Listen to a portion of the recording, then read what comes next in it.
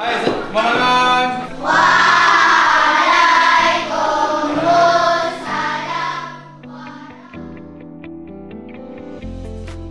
Okey, baik.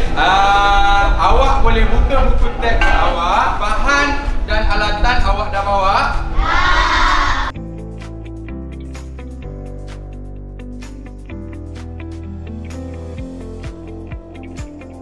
Tugasan awak hari ini, awak dikehendaki membuat satu model planet dalam sistem Suria.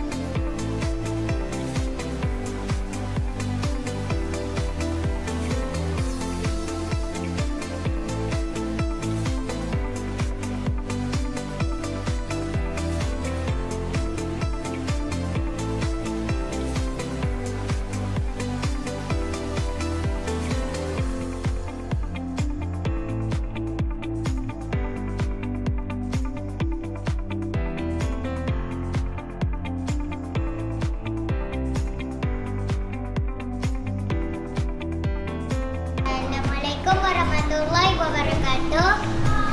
Saya dari Kumpulan 2 akan membentangkan tentang sistem Suria. Kesemua planet mengelilingi matahari mengikut lawan arah jam. Utari yang paling dekat dengan matahari. Tapi Utari bukan planet yang paling panas.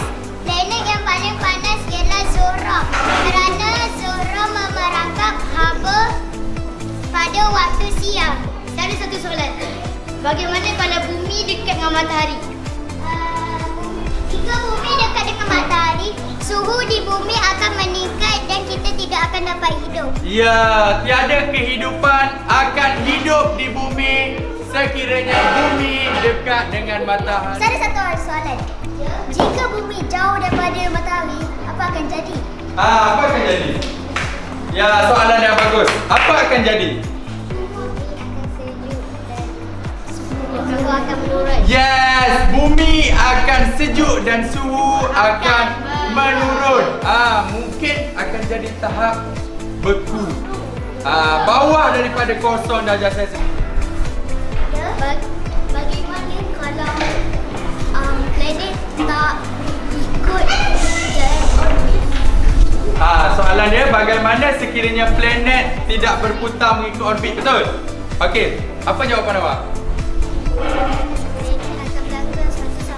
Planet akan Planet akan berlanggar berlanggar satu sama lain. satu sama lain. Ya, planet, betul. Planet sekiranya tidak berputar mengikut orbit masing-masing, dia akan berlanggar satu sama lain. Ibaratnya awak jalan bawa kereta, tapi awak tak ikut laluan yang betul. Laluan menghala ke sini, awak pergi ikut melawan arus. Kesemua planet dalam sistem Suria awak dah kenal pasti warna, awak dah boleh susun ikut urutan daripada matahari hingga ke planet Neptun. Bagus, bagi tepukan yang gemuruh untuk diri awak. Okey. Cikgu mengucapkan terima kasih kepada Kumpulan 2 kerana sudi berkongsi ilmu kepada kumpulan-kumpulan yang lain. Diharapkan kumpulan lain dapat mengikut jejak langkah Kumpulan 2 yang mempunyai idea yang bernas dalam menerima soalan daripada kawan-kawan dan menjawab balik soalan-soalan tersebut. Bagi tepukan yang gemuruh.